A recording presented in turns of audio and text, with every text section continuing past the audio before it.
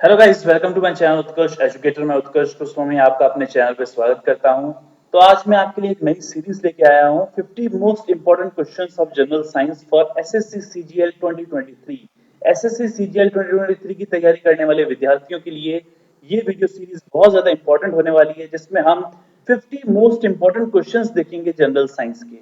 साथ ही साथ जो आरआरबी की तैयारी करने वाले विद्यार्थी हैं, जो कि आरआरबी की वैकेंसीज का वेट कर रहे हैं, एएलपी की, टेक्नीशियन की, जो कि 2018 में आई थी और इस साल भी आने के चांसेस हैं कि 2023 में रेलवे आरआरबी, एएलपी और टेक्नीशियंस की भर्तियां निकालेगा। तो उन विद्यार्थियों के लिए भी ये सीरीज बहुत ज्यादा इंपॉर्टेंट है। हर तरह के कॉम्पिटेटिव एग्जाम्स के लिए जिसमें जनरल साइंस का एक सेक्शन आता है, उसके लिए उन विद्यार्थियों के लिए सीरीज बहुत ज्यादा फायदेमंद होगी, बहुत यूजफुल होगी। तो इस वीडियो सीरीज को लास्ट तक जरूर देखिएगा। ये पार्ट 1 है इस सीरीज का, जिसमें हम 50 मोस्ट इंपोर्टेंट क्वेश्चंस देखेंगे। फिर मैं पार्ट 2 भी लेके आऊंगा, जिसमें हम नेक्स्ट 50 क्वेश्चंस और देखेंगे। तो इस तरह से मैं हर टाइप के क्वेश्चंस जनरल साइंस के आपको कराऊंगा, जो कि विभिन्न प्रतियोगी परीक्षाओं में, वेरियस कॉम्पिटेटिव एग्जाम्स में पूछे जाते हैं और पूछे गए हैं। ओके, तो हमारे फर्स्ट क्वेश्चन से तैयार स्टार्ट करते हैं हम। What is the chemical formula of baking powder? Baking powder का आपको यहाँ पर रासायनिक सूत्र बताना है। बेकिंग पाउडर का केमिकल फॉर्मूला बताना है। तो बेकिंग पाउडर, जिसे हम सोडा भी कहते हैं, उसका जो रासायनिक सूत्र होता है हम जानते हैं NaHCO3 होता है। क्या होता है? NaHCO3 होता है। तो यहाँ पर बी ऑप्शन करेक्ट हो जाएगा। इसका जो केमिकल नेम है वो है sodium hydrogen carbonate. Sodium hydrogen carbonate को ही हम बेकिंग पाउडर कहते हैं और इसी को हम बेकिंग सोडा भी कहते हैं। ओके, सो NaHCO3, बी ऑप्शन यहाँ पर क्या हो जाएगा आपका? करेक्ट हो जाएगा। बी ऑप्शन यहाँ पर क्या हो जाएगा आपका? करेक्ट हो जाएगा। ठीक है, तो बी ऑप्शन यहाँ पर करेक्ट है। ओके, नेक्स्ट है आपका, which gas is most abundant in the earth atmosphere? पृथ्वी के वायुमंडल में सबसे अधिक कौन सा गैस है? तो ये तो एकदम बच्चों वाला क्वेश्चन है, एकदम आपने छठी सातवीं कक्षाओं में ये पढ़ रखा है, 6 7 क्लास में पढ़ रखा है कि नाइट्रोजन का जो अमाउंट है वो 78% है। नाइट्रोजन कितनी है अर्थ पे? हमारे 78% है। सबसे ज्यादा हमारे यहाँ नाइट्रोजन मिलता है अर्थ के एटमॉस्फेयर में। ऑक्सीजन 21% पर है और जो ये आपकी जो अन्य गैसेस हैं वो 1% में आती हैं। तो आर्गन तो बहुत ज्यादा कमी है, 1% भी नहीं है, ये तो इनर्ट गैस है। और नाइट्रोजन है यहाँ पर 78% के आसपास होती है। तो ये ऑप्शन यहाँ पर क्या हो जाएगा आपका? करेक्ट हो जाएगा। ठीक है, अभी एकदम बेसिक क्वेश्चन से हमने स्टार्टिंग की है, आगे हम बड़े बड़े क्वेश्चन देखेंगे। Okay, what is the smallest unit of matter? पदार्थ का सबसे छोटा इकाई। अब पदार्थ किससे मिलकर बना होता है? पदार्थ मतलब क्या? द्रव्य होना चाहिए, द्रव्य। द्रव्य की सबसे छोटी इकाई कौन सी होगी? तो वो है हमारी एटम, परमाणु। अब देखिए, न्यूक्लियस परमाणु के अंदर ही होता है। न्यूक्लियस जो होता है वो एटम का ही पार्ट होता है, एटम के अंदर ही पाया जाता है। तो हम यहाँ पर बी ऑप्शन को ही करेक्ट मानेंगे। ए ऑप्शन यहाँ करेक्ट नहीं होगा, क्योंकि nucleus is the part of atom, वो एटम का पार्ट है। ठीक है, तो एटम से मिलके बने होते हैं और एटम से भी छोटी इकाइयां होती हैं, इलेक्ट्रॉन्स, प्रोटॉन, न्यूट्रॉन और अदर आपके पार्टिकल्स होते हैं। ये सारे के जो जो आपके सब एटॉमिक पार्टिकल्स हैं, बहुत सारे सब एटॉमिक पार्टिकल्स भी होते हैं। ठीक है, क्वार्क्स हैं, आपके मेसन्स हैं, तो बहुत सारे सब एटॉमिक पार्टिकल्स मिलते हैं। पर यहाँ पर एटम को ही हम पदार्थ की सबसे छोटी इकाई कहेंगे। ठीक है, छोटे छोटे एटम्स मिलके हमारे ये मॉलिक्यूल्स बनाते हैं, मॉलिक्यूल्स मिलके कंपाउंड बनाते हैं और कंपाउंड ही ये आपका जो भी हम मैटर देख पा रहे हैं वो हमें नजर आता है। ठीक है, तो एटम यहाँ होगी सबसे छोटी इकाई। ठीक है, which is the largest organ of the human body? अब ह्यूमन बॉडी, मानव शरीर का सबसे बड़ा अंग कौन सा है? तो देखिए, यहाँ पर सी ऑप्शन करेक्ट बन रहा है। सी ऑप्शन यहाँ पर क्या बन रहा है? करेक्ट बन रहा है। क्यों बन रहा है? क्योंकि त्वचा, लार्जेस्ट ऑर्गन की बात कही है, सबसे बड़े अंग की बात कही है। तो यहाँ त्वचा जो है वो मानव शरीर का सबसे बड़ा अंग माना जाता है। ठीक है, पर अगर इंटरनल ऑर्गन की बात करें, सबसे बड़ा इंटरनल ऑर्गन कौन सा है? तो वो लीवर हो जाएगा, यकृत, लीवर। लीवर सबसे बड़ा इंटरनल ऑर्गन में आता है। ठीक है, बट यहाँ पर सिर्फ लार्जेस्ट ऑर्गन की बात कही है तो वो स्किन कहलाएगी, त्वचा कहलाएगी। ठीक है, इंटरनल ऑर्गन कहे तो liver. Okay, by which process do plants make their food? अब ये तो फिर से आपने छठी सातवीं कक्षा का क्वेश्चन आ गया। फोटोसिंथेसिस प्रोसेस जिसे हम कहते हैं, प्रकाश संश्लेषण की क्रिया जिसमें पौधे अपना फूड बनाते हैं। ट्रांसलोकेशन आपको पता ही है कि लीव्स से जो कि मटेरियल होता है उसका ट्रांसपोर्ट होता है लीव से अदर टिश्यूज तक, प्लांट के दूसरे टिश्यूज तक जो ट्रांसपोर्ट होता है उसे अपन ट्रांसलोकेशन कहते हैं। Movement of the material from the leaves to the other tissues of the plant is called translocation, स्थानांतरण कहते हैं उसको, ठीक है। तो ये आपको याद रखना है, यहाँ पर ये ऑप्शन यहाँ पर क्या हो जाएगा, करेक्ट हो जाएगा आपका। अच्छा, सिक्स्थ क्वेश्चन में आते हैं। What is the name of the process by which heat is transferred through a liquid और गैस? उस प्रक्रिया का नाम क्या है जिसके द्वारा तरल या गैस के मात्रा, देखो तरल या गैस में जो मेथड है हीट ट्रांसफर का, वो कहलाता है कन्वेक्शन कहलाता है, संवहन कहलाता है। तो बी ऑप्शन करेक्ट हो जाएगा। देखिए तीन तरह के मेथड होते हैं, कंडक्शन होता है, कन्वेक्शन होता है और रेडिएशन होता है। इसके द्वारा हीट क्या होती है, ट्रांसफर होती है एक बॉडी से दूसरी बॉडी में, ठीक है। तो यहाँ पर देख सकते हैं रेडिएशन मेथड जो है वो तो विकिरण विधि है, उसमें दोनों ऑब्जेक्ट्स का कांटेक्ट नहीं होना चाहिए। एक ऑब्जेक्ट से हीट निकलेगी और दूसरे तक पहुंचेगी, एक से निकलेगी दूसरे तक पहुंचेगी, वो कहलाता है आपका विकिरण यानी कि रेडिएशन कहलाता है, ठीक है। तो रेडिएशन में कुछ भी नहीं है, रेडिएशन में आपका क्या होता है भाई, रेडिएशन में आपका क्या होता है, कांटेक्ट होना जरूरी नहीं है, ऑब्जेक्ट का कांटेक्ट होना जरूरी नहीं है। जैसे हमारा सोर्स सन है, तो सन से हीट आ रही है हमारे पास, अर्थ का सन से कोई कांटेक्ट नहीं है और अर्थ गर्म हो रही है, हम तक गर्मी आ रही है, हीट एनर्जी आ रही है। तो यहाँ पर रेडिएशन मेथड, ये विकिरण विधि है, ये आपका रेडिएशन मेथड है, विकिरण विधि। कंडक्शन में क्या होता है, दो ऑब्जेक्ट्स का कांटेक्ट होना जरूरी है। तो जब दो ऑब्जेक्ट्स का कांटेक्ट होगा, मान लो ये ऑब्जेक्ट गर्म है, ये ऑब्जेक्ट यहाँ पर क्या है, गर्म है, हॉट है, ये ऑब्जेक्ट यहाँ पर गर्म है और ये ऑब्जेक्ट क्या है, कोल्ड है। तो हीट जो होती है वो हॉटर टू कोल्डर, यानी हॉट ऑब्जेक्ट से कोल्ड ऑब्जेक्ट की तरफ ट्रांसफर हो जाएगी। ये जो मेथड है आपका कंडक्शन कहलाता है, ये आपका कंडक्शन कहलाता है, संवहन विधि कहलाती है, ठीक है। अब यहां पर आपसे पूछा है संवहन, सॉरी संवहन कहलाता है कंडक्शन, संवहन आपका कन्वेक्शन होता है। कन्वेक्शन में देखो क्या होता है, कन्वेक्शन में क्या होता है, लिक्विड्स में कैसे हीट का ट्रांसफर होता है, लिक्विड्स और गैसेस में कैसे हीट का ट्रांसफर होता है। जैसे ये लिक्विड है आपका, अगर आप इसको गर्म करोगे, इसको आप हीट दोगे, तो जो गर्म मॉलिक्यूल्स होंगे ना, गर्म मॉलिक्यूल, नीचे वाले मॉलिक्यूल्स गर्म होंगे, ये ऊपर चले जाते हैं, और ठंडे मॉलिक्यूल्स जो होते हैं, ठंडे मॉलिक्यूल्स जो होते हैं वो नीचे आ जाते हैं, फिर वो दोबारा गर्म होके ऊपर जाएंगे और ठंडे मॉलिक्यूल्स दोबारा कहाँ आएंगे, नीचे आएंगे। तो इस तरह से पूरा का पूरा लिक्विड गर्म हो जाता है, धीरे धीरे उबलने लगता है।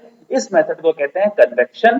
और ये जो धाराएं बन रही है, ये जो गोल गोल धाराएं आप देख रहे हैं, कन्वेक्शनल करंट्स कहलाती हैं। इस तरह की जो धाराएं होती है ना, जिसमें गर्म धाराएं ऊपर जाती हैं और ठंडी धाराएं नीचे आती हैं, तो ये कन्वेक्शनल करंट्स कहलाते हैं। तो यहाँ पर कौन सा ऑप्शन करेक्ट होगा आपका, बी ऑप्शन कन्वेक्शन करेक्ट हो जाएगा, ठीक है।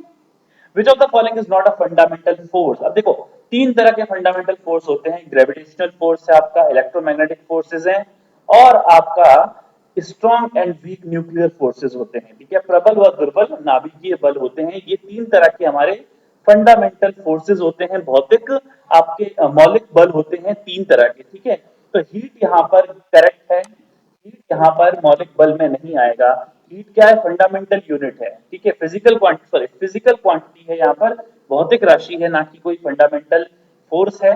तो यहाँ ए सी डी ये तीनों ही फंडामेंटल फोर्सेस होते हैं नेचर के, ग्रेविटेशनल फोर्स, इलेक्ट्रोमैग्नेटिक फोर्स और स्ट्रॉन्ग और वीक न्यूक्लियर फोर्स, प्रबल और दुर्बल नाभिकीय बल। तो बी ऑप्शन जो है हीट यहाँ पर करेक्ट है, ये मौलिक बल में नहीं आएगा। Okay, What is the name of the process by which electric current is generated by a changing magnetic field? उस प्रक्रिया का नाम क्या है जिसके द्वारा बदलते चुंबकीय क्षेत्र से विद्युत धारा उत्पन्न होती है? तो देखिए बदलते चुंबकीय क्षेत्र में जैसे जैसे परिवर्तन आता है, तो उस कंडक्टर में इलेक्ट्रोमोटिव फोर्सेस यानी कि विद्युत वाहक बल उत्पन्न होते हैं, जिससे उसमें विद्युत धारा का मान बदलता है, विद्युत धारा का मान चेंज होता है, ठीक है, और उससे विद्युत धारा बनती है। तो हम ये कह सकते हैं, इसको कहते हैं इंडक्शन कहते हैं। क्या कहते हैं, इंडक्शन कहते हैं। इलेक्ट्रोमैग्नेटिक इंडक्शन अलग है, विद्युत चुंबकीय प्रेरण अलग है। इसमें रिलेटिव मोशन होना जरूरी है, इसमें फ्लक्स चेंज होना जरूरी है। फ्लक्स तो इंडक्शन में भी चेंज होता है, पर इसमें रिलेटिव मोशन के द्वारा किसी भी कंडक्टर की मैग्नेटिक फील्ड के अराउंड रिलेटिव मोशन से जो फ्लक्स में चेंज आता है, तो उसको अपन इलेक्ट्रोमैग्नेटिक इंडक्शन कहते हैं। पर यहाँ पर जो कहा गया है कि उस प्रक्रिया का नाम बताओ जिससे बदलते चुंबकीय क्षेत्र से विद्युत धारा उत्पन्न होती है, तो यहाँ पर बी ऑप्शन करेक्ट हो जाएगा, प्रेरण सही हो जाएगा आपका, ठीक है। Okay, who discovered X rays, X ray की खोज किसने की? तो एक्सरे की खोज की थी 1895 में डब्ल्यू सी रॉन्टगेन ने। डब्ल्यू सी रॉन्टगेन जो थे ये आपके, इन्होंने एक्सरे की डिस्कवरी की थी, ठीक है, एक्सरेज का डिस्कवर किया था इनको। इन्होंने ये पता लगाया था कि कुछ रेज होती हैं जो कि एक थिकनेस को, किसी भी पदार्थ की कुछ थिकनेस को आसानी से क्रैक कर सकती हैं, पेनिट्रेट कर सकती हैं। तो इससे हम एक्सरे इमेजिंग टेक्नोलॉजी आई एक्सरेज की डिस्कवरी के साथ साथ, जिसका बहुत बड़ा मेडिकल यूज है, ठीक है। ओके, तो ए ऑप्शन यहाँ पर डब्ल्यू सी रॉन्टगेन करेक्ट हो जाएगा। What is the SI unit? अब देखो, जितने भी आप क्वेश्चंस कर रहे हैं, आपको बहुत क्वेश्चंस अच्छे लग रहे होंगे, तो इनको आप शेयर भी कीजिए अपने फ्रेंड्स के साथ। और जो हमारे चैनल पे नए आए हैं वो इस चैनल को सब्सक्राइब जरूर कर लें, ओके। ऐसी सीरीज में आगे लाता रहूंगा आपके लिए। जितने भी हम क्वेश्चंस करेंगे उसके नए क्वेश्चंस एकदम एडवांस लेवल पर मैं क्वेश्चंस लेके आऊंगा नेक्स्ट पार्ट में। तो हम अब करते हैं हमारा 10th question start. What is the SI unit of force? बल का एसआई मात्रक क्या? देखो, फोर्स जो होता है वो फंडामेंटल यूनिट होती है। फोर्स क्या होता है? फंडामेंटल यूनिट होती है, ये मैं आपको बता देता हूं, ठीक है। फोर्स को हम डिफाइन करते हैं, फोर्स को हम डिफाइन करते हैं, फोर्स की जो फंडामेंटल यूनिट होती है, यानी कि एसआई यूनिट की बात करें तो वो हमारी न्यूटन होती है, वो हमारी न्यूटन होती है। फोर्स हमारा होता है मास इनटू एक्सेलरेशन। तो जो इसकी फंडामेंटल यूनिट है, जो इसकी एसआई यूनिट है, वो न्यूटन है। वो क्या है? न्यूटन है। फोर्स होता है m into a, mass multiply by acceleration. द्रव्यमान को त्वरण से मल्टीप्लाई करते हैं तो हमारा फोर्स आता है, ठीक है। और इसको न्यूटन से हम डिनोट करते हैं इसकी एसआई यूनिट को, ठीक है। और ये एक वेक्टर क्वांटिटी है, आप जानते हैं। मास यहाँ पर स्केलर क्वांटिटी होती है, ये स्केलर क्वांटिटी होती है। एक्सेलरेशन यहाँ वेक्टर क्वांटिटी होती है। तो हमारी जो फोर्स है ये भी क्या होती है? वेक्टर क्वांटिटी में आती है, और इसकी ऐसे यूनिट हमारी न्यूटन होती है, ठीक है। तो यहाँ पर न्यूटन हो जाएगा आपकी ऐसे यूनिट। अच्छा, न्यूटन कितने डाइन के बराबर होता है? डाइन क्या होती है? ऐसा यूनिट नहीं होती, सीजीएस यूनिट होती है। और एक न्यूटन जो होता है वो 10 की पावर 5 डाइन के बराबर होता है। एक न्यूटन 10 की पावर 5 टाइम के बराबर होता है, ये आपको याद रखना है, ठीक है। अच्छा, अब 11th क्वेश्चन आता है, what is the SI unit of pressure? तो प्रेशर की एसआई यूनिट हमारी पास्कल होती है। यहाँ पर तो आपका ए ऑप्शन करेक्ट हो गया, ए ऑप्शन आपका करेक्ट हो गया। यहाँ पर भी ए ऑप्शन करेक्ट हो जाता है, पास्कल, पास्कल हो जाता है, बार नहीं होगी। बार तो मैट्रिक यूनिट है, एक बार में 10 की पावर 5 पास्कल होते हैं। 1 लाख पास्कल को हम एक बार कहते हैं, तो ये आपको याद रखना है। एक बार आपका 1.013 एटमॉस्फेरिक प्रेशर के बराबर होता है, साथ ही साथ ये 1 लाख पास्कल के बराबर होता है एक बार को, ठीक है। तो यहाँ पर ए ऑप्शन करेक्ट हो जाएगा, दाब का ऐसे मात्रक हमारा पास्कल होता है, ठीक है। बार कई लोग बार लिख के आ जाते हैं, पर होता क्या है? पास्कल होता है, ठीक है, ऐसा यूनिट। आपका जो प्रेशर होता है, प्रेशर फोर्स अपॉन में एरिया होता है, ध्यान रखना। प्रेशर, प्रेशर क्या होता है? P is equals to force divided by, या फोर्स में एरिया का डिवाइड करते हैं तो हमारा प्रेशर आता है, ठीक है। न्यूटन पर मीटर स्क्वायर, इसको हम पास्कल कहते हैं। What is the process of converting a solid? तो बहुत इजी है, सॉलिड का डायरेक्ट गैस में कन्वर्जन, ये 9th क्लास में आपने पढ़ा था। इसे कहते हैं सब्लिमेशन, ठीक है, ऊर्ध्वपातन जिसे हम कहते हैं। विदाउट लिक्विड में चेंज हुए कोई भी सॉलिड अगर गैसियस स्टेट में चेंज हो जाता है तो उसे हम ऊर्ध्वपातन कहते हैं, सब्लिमेशन कहते हैं। और कोई भी गैस अगर डायरेक्टली सॉलिड में कन्वर्जन हो रही है तो उसे डीपोजिशन कहा जाता है, निक्षेपण कहा जाता है, डीपोजिशन कहा जाता है। कंडेंसेशन क्या होता है? किसी भी गैस का लिक्विड में चेंज होना, किसी भी गैस का लिक्विड में चेंज होना, वो आपका कंडेंसेशन कहलाता है। और मेल्टिंग तो आपको पता ही है, किसी भी सॉलिड का लिक्विड स्टेट में चेंज होना, ठीक है। ओके, तो यहाँ सब्लिमेशन करेक्ट हो जाएगा, किसी भी ठोस का बिना द्रव द्रव अवस्था में बदले सीधा गैस में बनना। जैसे कपूर होता है, बिना वो द्रव बने सीधा गैस में कन्वर्ट हो जाता है, जैसे अपन उसको जलाते हैं कपूर को, कैंपर को, तो डायरेक्ट वेपर में चेंज हो जाता है। तो ये इसका एक एग्जांपल है, ठीक है। इसी तरह हमारा जो सॉलिड CO2 होता है, ठोस CO2, ड्राई आइस जिसे कहते हैं, ये भी डायरेक्ट क्या है? वेपर में चेंज होता है, और इसे ये सब्लिमेशन का एक एग्जांपल है। ड्राई आइस जो आपका फंक्शंस में यूज करते हैं, ड्राई आइस आपके, ठीक है, मूवीज और भी आपने देखा होगा ड्राई आइस का यूज करते हैं। तो ये एक तरह के सब्लिमेशन का एग्जांपल है, उसमें भी सब्लिमेशन प्रोसेस होता है जिससे सॉलिड डायरेक्ट वेपर में चेंज होता रहता है, ठीक है, eight normal temperature. What type of energy does a moving object? देखो, एनर्जी जो होती है, मैकेनिकल एनर्जी दो तरह की होती है, पोटेंशियल और काइनेटिक। तो यहाँ मैकेनिकल वर्क हो रहा है, कोई ऑब्जेक्ट मूव कर रहा है, तो मूविंग ऑब्जेक्ट के साथ हमेशा काइनेटिक एनर्जी रहेगी। मूविंग ऑब्जेक्ट के साथ हमेशा क्या रहेगी? काइनेटिक एनर्जी रहेगी, गतिज ऊर्जा रहेगी। काइनेटिक एनर्जी को हिंदी में गतिज ऊर्जा कहते हैं, पोटेंशियल को स्थितिज ऊर्जा। तो पोटेंशियल एनर्जी पोजीशन के कारण होती है और किसी भी ऑब्जेक्ट के ओरिएंटेशन के कारण होती है, जबकि जो मूविंग ऑब्जेक्ट के साथ जो एनर्जी रिलेटेड होती है वो आपकी काइनेटिक एनर्जी है, वो आपकी गतिज ऊर्जा है। तो यहाँ पर कौन सा ऑप्शन करेक्ट हो जाएगा? सी ऑप्शन यहाँ पर आपका करेक्ट हो जाता है। ठीक है, ओके, तो ये यहाँ पर आपका सी ऑप्शन करेक्ट हो गया था। ओके, उसी तरह 14 क्वेश्चन में आते हैं हमारे। 14 क्वेश्चन कहता है which planet in our solar system has the most moon. अब देखो मोस्ट मून में कंफ्यूजन होता है बच्चों को, कई बार के लोग जुपिटर लिख के आ जाते हैं, जबकि आंसर इसका सैटर्न है। ठीक है, सैटर्न के पास अभी 83 मून है टोटल, जुपिटर के पास अभी 79 मून है। अकॉर्डिंग टू 2021 का जो सर्वे है इंटरनेशनल एस्ट्रोनॉमिकल यूनियन के अकॉर्डिंग, इंटरनेशनल एस्ट्रोनॉमिकल यूनियन ने 2021 की जो उनकी रिपोर्ट है उसके अकॉर्डिंग सैटर्न जो है वो 83 मून्स के साथ है। सैटर्न यानी शनि ग्रह के 83 मून है, जबकि जुपिटर के 79 मून है। हाँ, 2009 को जो सर्वे हुआ था उसमें जुपिटर के सबसे ज्यादा मून रहे थे, बट 2009 2021 के सर्वे के बाद सैटर्न यानी शनि ग्रह के सबसे ज्यादा मून है। तो बी ऑप्शन यहाँ करेक्ट होगा। मार्स के 2 होते हैं, नेपच्यून के 14 होते हैं और जुपिटर के आपके कम से कम 79 के आसपास है। ठीक है, और सैटर्न 83 के आसपास है। ठीक है, तो सैटर्न यहाँ पर करेक्ट ऑप्शन होगा according to the latest survey of International Astronomical Union. तो who propose the theory of relativity. तो रिलेटिविटी का नाम आते ही एल्बर्ट आइंस्टाइन का नाम याद आता है, जर्मन फिजिसिस्ट एल्बर्ट आइंस्टाइन। ठीक है, इनका नाम याद आ जाता है। इन्होंने सापेक्षवाद का सिद्धांत दिया था। ये जनरल जो आपकी क्लासिकल मैकेनिक्स है, क्लासिकल फिजिक्स है, इससे बिल्कुल डिफरेंट होता है। ये मॉडर्न फिजिक्स का part, theory of relativity, general theory of relativity. फिर आती है स्पेशल थ्योरी ऑफ रिलेटिविटी। तो रिलेटिविटी का सिद्धांत दिया था एल्बर्ट आइंस्टाइन ने। ठीक है, what type of energy does a light bulb produce. तो लाइट बल्ब देखिए हीट और लाइट दोनों तरह की एनर्जी को प्रोड्यूस कर सकता है। तो यहाँ सी ऑप्शन करेक्ट हो जाएगा।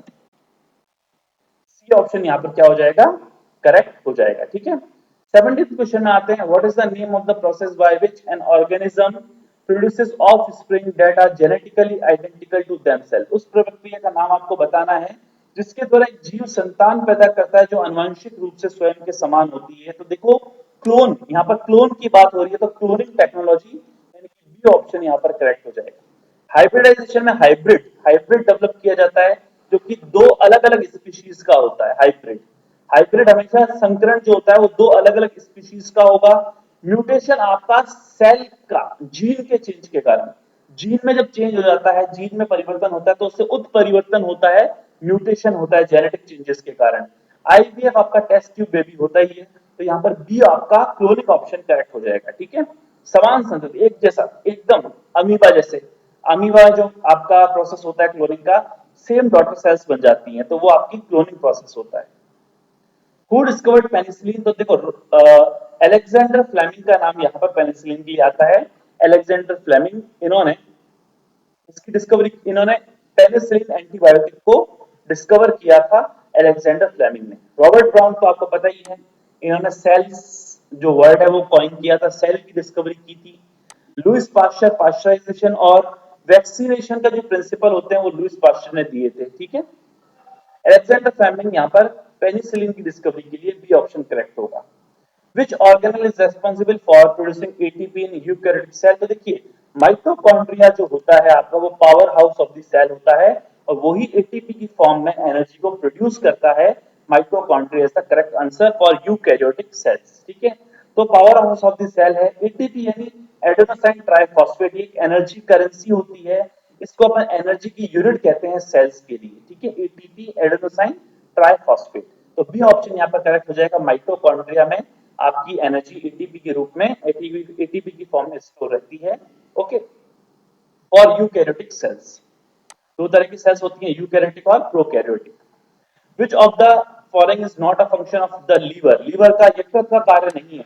तो साफ ही दिखाई दे रहा है कि इंसुलिन को प्रोड्यूस नहीं कर सकता लीवर, बाकी सब काम कर सकता है बट इंसुलिन को प्रोड्यूस नहीं कर रहा है। यहाँ पर इंसुलिन जो है वो आपका पैनक्रियास में बनता है, पैनक्रियाटिक ग्लैंड्स में बनता है। इंसुलिन कहाँ बनता है?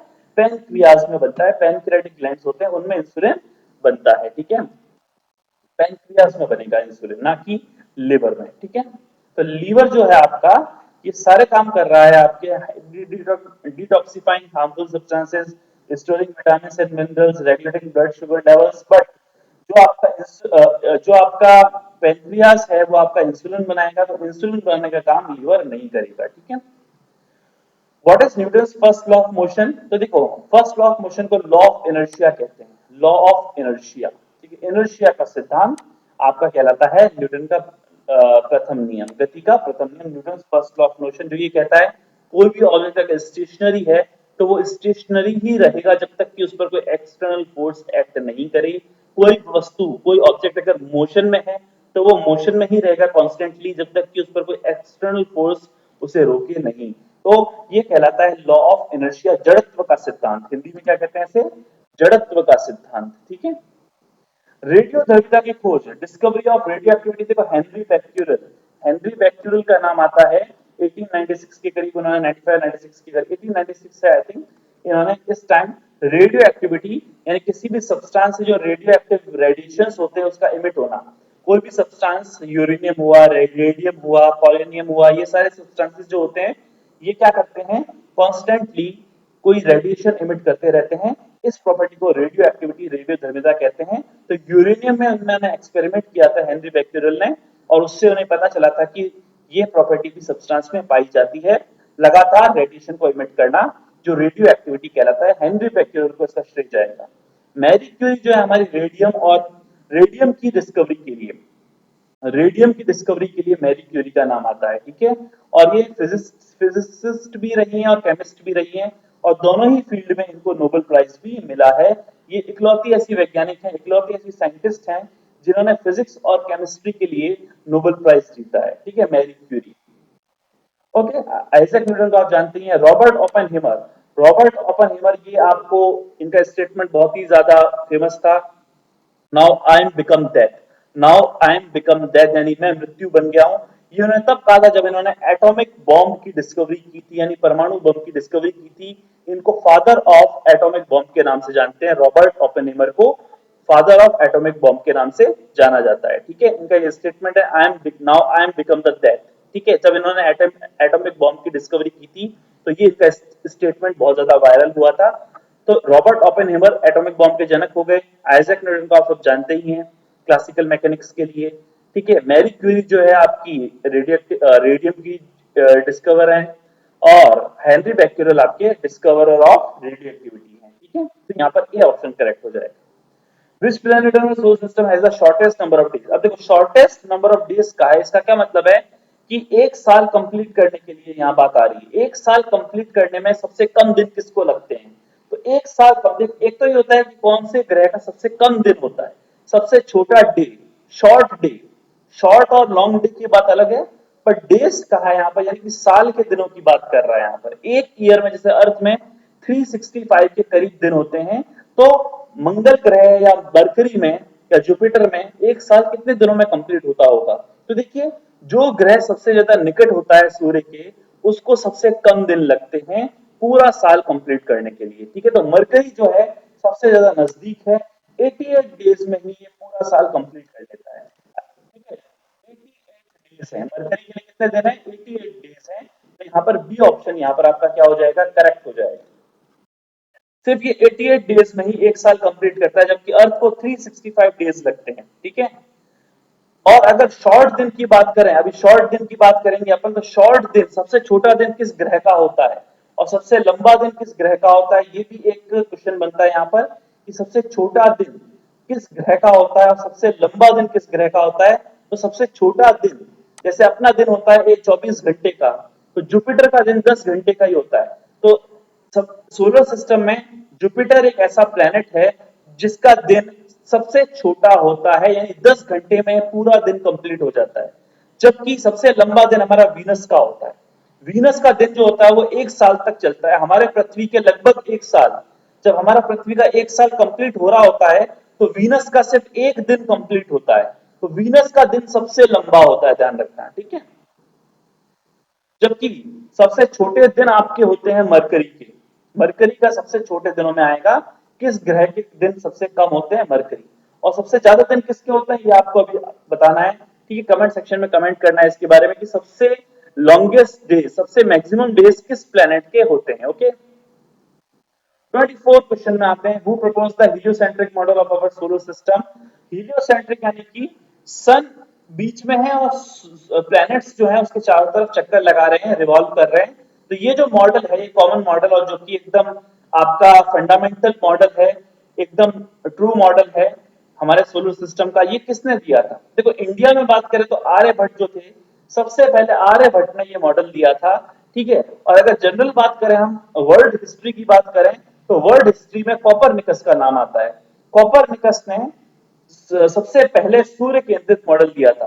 पर अगर हम इतिहास को इंडियन मॉडल के साथ देखें तो आर्यभट्ट सबसे पहले हीलियोसेंट्रिक मॉडल प्रपोज करने वाले वैज्ञानिक रहे हैं, ठीक है। तो अभी यहाँ पर ऑप्शन हो जाएगा कॉपरनिकस। कॉपरनिकस आपका करेक्ट आंसर होगा, जिन्होंने हीलियोसेंट्रिक मॉडल, जो कि जियोसेंट्रिक मॉडल का अपोजिशन था। जियोसेंट्रिक के अकॉर्डिंग अर्थ बीच में है, सूर्य और जितने भी ग्रह हैं उसके चारों तरफ चक्कर लगा रहे हैं, जबकि हीलियोसेंट्रिक मॉडल कहता था कि सूर्य बीच में है और सभी ग्रह उसके चारों तरफ चक्कर लगा रहे हैं, जो कि ट्रू मॉडल है, जो कॉपरनिकस ने वर्ल्ड हिस्ट्री के अकॉर्डिंग प्रपोज किया और इंडियन हिस्ट्री के अकॉर्डिंग आर्यभट्ट ने किया, ठीक है।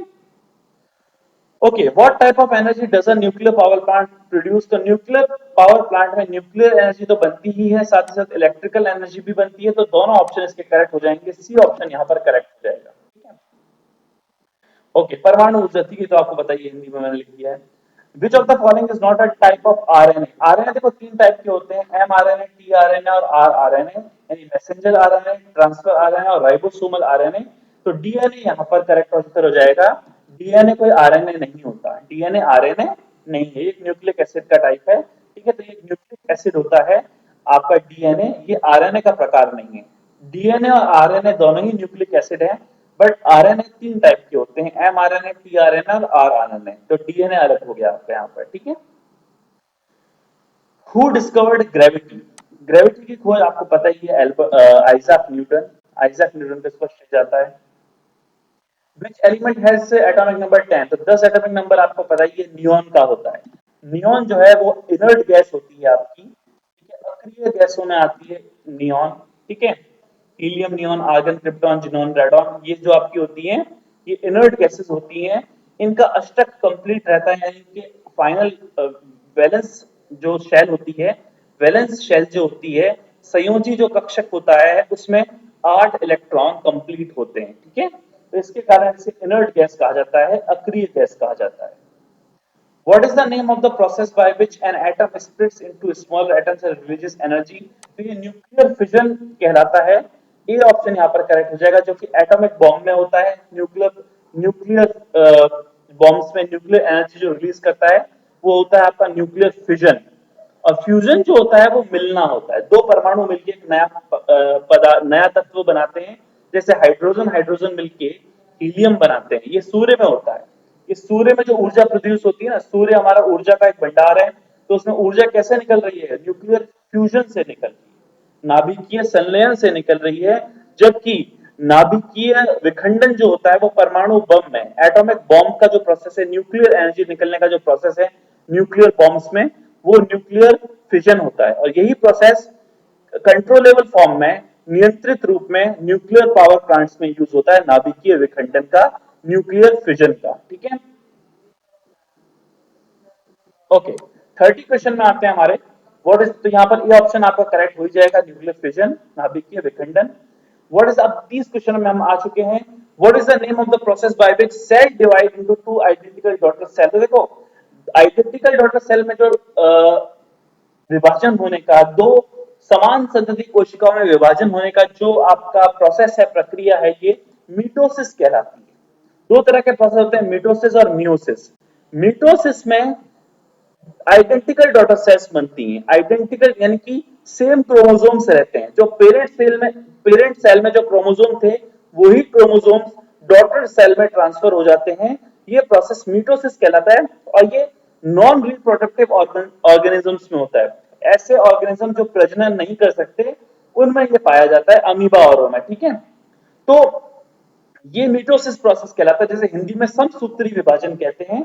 और मियोसिस आपका होता है अर्धसूत्री विभाजन, जिसमें डॉटर सेल्स जो बनती हैं, इनमें क्रोमोसोम्स का नंबर आधा रह जाता है पेरेंट सेल का। अगर पेरेंट के पास 4 क्रोमोसोम है तो डॉटर सेल के पास दो दो क्रोमोसोम्स जाते हैं। तो ये प्रोसेस अर्धसूत्री विभाजन मियोसिस कहलाता है, जो कि स्पर्म सेल और एग सेल का प्रोसेस है। स्पर्म और एग सेल में डिवीजन हो जाता है, ये प्रोसेस मियोसिस कहलाता है, अर्धसूत्री विभाजन। और ये हमारे रिप्रोडक्टिव ऑर्गेनिजम्स में पाया जाता है। ठीक है, तो यहाँ पर ए ऑप्शन करेक्ट हो जाएगा, आइडेंटिकल डॉटर सेल्स जो कि क्लोन्स होती हैं। तो ये आपका मिटोसिस करेक्ट है, यहाँ पर समसूत्री विभाजन ए ऑप्शन करेक्ट है। ओके, 31 क्वेश्चन में आते हैं, विच of the following is strong acid. सबसे प्रबल अम्ल देखो, हाइड्रोक्लोरिक और सल्फ्यूरिक अम्ल, हाइड्रोक्लोरिक एसिड और सल्फ्यूरिक एसिड दोनों ही प्रबल होते हैं, दोनों ही आपके स्ट्रॉन्ग एसिड्स में आते हैं। बट हाइड्रोक्लोरिक एसिड की जो हाइड्रोक्लोरिक एसिड जो है वो सल्फ्यूरिक एसिड से ज्यादा स्ट्रॉन्ग माना जाता है। हाइड्रोक्लोरिक एसिड सल्फ्यूरिक एसिड से ज्यादा स्ट्रॉन्ग माना जाता है, क्योंकि डिसॉल्व करने पर वो पूरा पूरा हाइड्रोजन आयन दे देता है, अपना H प्लस आयन पूरा का पूरा डोनेट कर देता है, पूरा पूरा H प्लस और Cl माइनस में स्प्लिट हो जाता है। तो H प्लस आयन वो कंप्लीटली 100% दे रहा है वाटर सॉल्यूशन में, इसलिए सबसे स्ट्रॉन्गेस्ट एसिड्स में आता है। तो HCl यहाँ पर करेक्ट ऑप्शन होगा। और इसकी pKa वैल्यू जो है वो भी सबसे ज्यादा रहती है कंपेयर टू सल्फ्यूरिक एसिड। तो हाइड्रोक्लोरिक एसिड सल्फ्यूरिक एसिड के कंपैरिजन में ज्यादा स्ट्रॉन्ग माना जाता है। दोनों ही एसिड स्ट्रॉन्ग है, but HCl hydrochloric acid sulphuric के कंपैरिजन में ज्यादा स्ट्रॉन्ग है। तो बी ऑप्शन यहाँ पर करेक्ट हो जाएगा। ठीक है, ओके, व्हाट इज द ये मुझे आ गया कि भाई ब्रेक्स करना, फ्रूट को ब्रेक करके रिलीज एनर्जी करना, ये रेस्पिरेशन कहलाता है, आपका श्वसन कहलाता है। आपका ए ऑप्शन यहाँ पर करेक्ट हो जाएगा। विच प्लेनेट लॉन्गेस्ट, देखो लॉन्गेस्ट की बात करें, सबसे लंबा दिन किसका होता है, तो मैंने अभी बताया था 242 डेज के करीब होता है। 242 दिनों में 242 डेज में वीनस का एक दिन कंप्लीट होता है, पृथ्वी के एक साल के बराबर। पृथ्वी का लगभग एक साल 242 डेज वो वीनस के एक दिन के बराबर होते हैं। ठीक है, तो बी यहाँ पर बी ऑप्शन करेक्ट हो जाएगा, वीनस। सबसे लंबा दिन हमारे सोलर सिस्टम में वीनस का होता है, 242 डेज तक चलता है इसका एक दिन, जबकि पृथ्वी का 24 घंटे में और जुपिटर का सिर्फ 10 घंटे का दिन होता है। हमारे पूरे सोलर सिस्टम में सिर्फ जुपिटर ही ऐसा प्लेनेट है जिसका सबसे छोटा दिन होता है, 10 घंटे का दिन होता है, बस 10 घंटे में उसका एक दिन कंप्लीट हो जाता है। ठीक है, ओके, 34 क्वेश्चन में, हु डिस्कवर्ड इलेक्ट्रॉन। इलेक्ट्रॉन की discovery J Thomson. J Thomson ने जो प्लम पुडिंग मॉडल दिया था, आपको पता ही है, एटॉमिक मॉडल जो दिया था उन्होंने, प्लम पुडिंग मॉडल। तो इलेक्ट्रॉन की डिस्कवरी का श्रेय भी इनको ही जाता है, जे थॉमसन को जाता है। ठीक है, अर्नेस्ट रदरफोर्ड आपको पता ही है, इन्होंने प्रोटॉन की डिस्कवरी की थी अपने गोल्ड फॉइल एक्सपेरिमेंट के द्वारा। नील्स बोर जिन्होंने अर्नेस्ट रदरफोर्ड के मॉडल को इंप्रूव किया था। और मैक्स प्लैंक के बारे में हम आगे चर्चा करेंगे। ठीक है, ओके, 35 क्वेश्चन में आते हैं, what is the chemical formula for methane. Methane का रासायनिक सूत्र आपको पता ही है, CH4 होता है। यहाँ पर ऑप्शन आपका हो जाएगा ए। प्लांक का क्वांटम सिद्धांत, मैक्स प्लांक का जो फिजिक्स के स्टूडेंट है वो जानते होंगे, केमिस्ट्री वाले भी जानते होंगे। प्लांक का क्वांटम सिद्धांत, quantum theory of max Planck. ठीक है, मीथेन का रासायनिक सूत्र आपका ए हो जाएगा भाई, CH4। ठीक है, C2H6 इथेन है, इथेन। C2H6 को कहते हैं इथेन। CO2 आपका कार्बन डाइऑक्साइड और H2 तो पता ही है वाटर का फॉर्मूला होता है। ठीक है, जितने भी एल्केन श्रेणी के होते हैं ना, एल्केन श्रेणी वालों का सूत्र क्या होता है पता है आपको सभी को। एल्केन श्रेणी वालों का सूत्र क्या होता है, ओ पासवर्ड लग गया, एक मिनट पासवर्ड लगा लेता हूं। ओके, सो एल्केन श्रेणी में जो होते हैं, जितने भी एल्केन श्रेणी वाले हैं, इनका सूत्र CnH2n plus two, CnH2n plus two होता है। एल्कीन श्रेणी वालों का, एल्कीन श्रेणी वाले हाइड्रोकार्बन्स का CnH2n होता है। और एक होती है ट्रिपल बॉन्ड वाली एल्काइन, एल्केन होती है सिंगल बॉन्ड वाली, एल्कीन होती है डबल बॉन्ड वाली, और एल्काइन होती है ट्रिपल बॉन्ड वाली। इसका सूत्र होता है CnH2n minus two, CnH2n minus two. तो ये आपको याद रखना है। ओके, तो ये एल्केन एल्कीन एल्काइन श्रेणी के सूत्र होते हैं। तो यहाँ पर C2H6 को इथेन कहेंगे, दो है ना, N की वजह दो है तो H6 हो गया, इसलिए C2H2N C2CnH2n+2 कैटेगरी का यानी एल्केन कैटेगरी का आता है। पर यहाँ मिथेन पूछा तो मिथेन के लिए यहाँ पर हो जाएगा आपका ए ऑप्शन करेक्ट, CH4। ठीक है, न्यूट्रल सॉल्यूशन की पीएच क्या होती है भाई, 0 या 7, तो 7 होती है, ध्यान रखना 7 पीएच वाला आपका कहलाता है उदासीन विलयन न्यूट्रल सॉल्यूशन। ठीक है, who propose the loss of planetary motion, तो प्लैनेटरी मोशन के तीन लॉ दिए थे केपलर ने, जॉनसन केपलर को श्रेय जाता है प्लैनेटरी मोशन के तीन लॉस देने का, जिन्होंने ये बताया था कि जितने भी प्लैनेट्स होते हैं वो इलिप्टिकल ऑर्बिट में मोशन करते हैं और सूर्य उनके एक फोकस में केंद्रित होता है। दूसरे उन्होंने बताया था कि एरियल वेलोसिटी सभी प्लैनेट्स की कांस्टेंट रहती है। साथ ही साथ जो थर्ड लॉ था वो ऑर्बिटल टाइम पीरियड के लिए इन्होंने दिया था t square is proportional to r cube का। ठीक है, तो केपलर के लॉ थे ये, बी ऑप्शन यहाँ पर करेक्ट हो जाएगा। ग्रहों की गति के लिए लॉज ऑफ प्लैनेटरी मोशन इन्होंने दिए थे।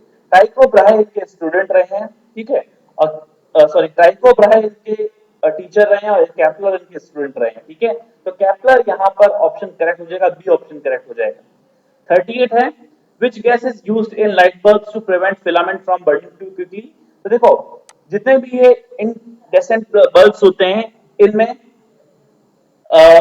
जब भी गैस भरी जाती है इनमें बहुत ज्यादा हीट प्रोड्यूस होती है। इन बल्ब्स में क्या होती है, इनकैंडेसेंट बल्ब्स में बहुत ज्यादा हीट प्रोड्यूस होती है, ये बहुत गर्म बल्ब होते हैं, तो इनके फिलामेंट को बचाने के लिए इनमें गैस डाल दी जाती है जिसको कहते हैं आर्गन गैस। तो आर्गन गैस क्या करती है, टंगस्टन फिलामेंट होता है बल्ब में, उसको जलने से बचाती है और बल्ब की लाइफ पीरियड को बढ़ा देती है। तो डी ऑप्शन यहाँ पर करेक्ट हो जाएगा। ठीक है, तो बल्बों में आर्गन गैस भरी जाती है, ध्यान रखना। ठीक है, इनकैंडेसेंट बल्ब्स जो होते हैं इनमें आर्गन गैस भरी जाती है।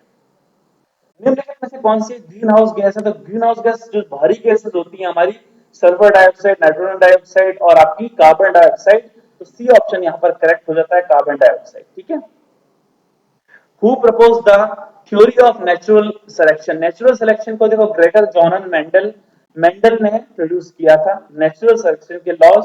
और ये जो तीनों साइंटिस्ट आपको नजर आ रहे हैं, ह्यूगो डी व्रिज, कार्ल कॉरेंस और एरिक वॉन शर्मैक, इन्होंने रीडिस्कवरी की थी। इन्होंने क्या की थी, रीडिस्कवरी की थी मेंडल के नियमों की। मेंडल के नियमों की रीडिस्कवरी करने का श्रेय जाता है इन तीनों वैज्ञानिकों को, बीसीडी वालों का, ह्यूगो डी व्रिज, कार्ल कॉरेंस और एरिक वॉन शर्मैक, इन्होंने रीडिस्कवरी की थी। पर नेचुरल सिलेक्शन का जो लॉ दिया था वो ग्रेगर जॉहन मेंडल ने दिया था। ठीक है, प्राकृतिक चयन का सिद्धांत।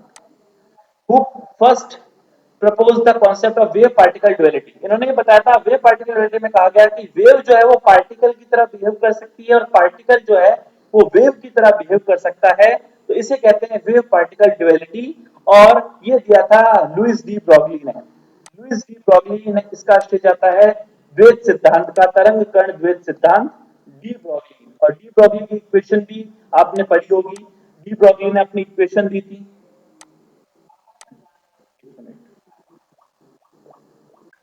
डी ब्रॉगली ने क्या दी थी, अपनी इक्वेशन दी थी।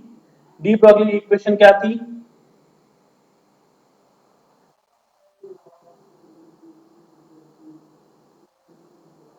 H अपॉन में P is equals to lambda.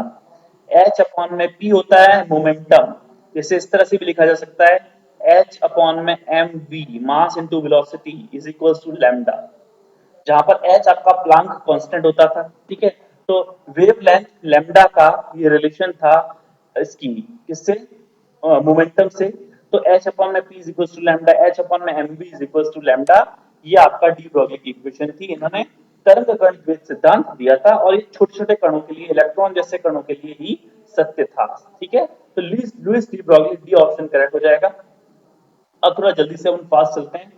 What is the name of the closest star to our solar system, तो देखो प्रोक्सिमा सेंचुरी जो है वो सूर्य के सबसे ज्यादा निकट माना जाता है ऐसा सितारा, तो सूर्य के सबसे ज्यादा निकट है वो प्रोक्सिमा सेंचुरी है। ठीक है, 4.2 समथिंग ये मिलियन लाइट ईयर्स की डिस्टेंस पर हमें ये देखने को मिलता है प्रोक्सिमा सेंचुरी।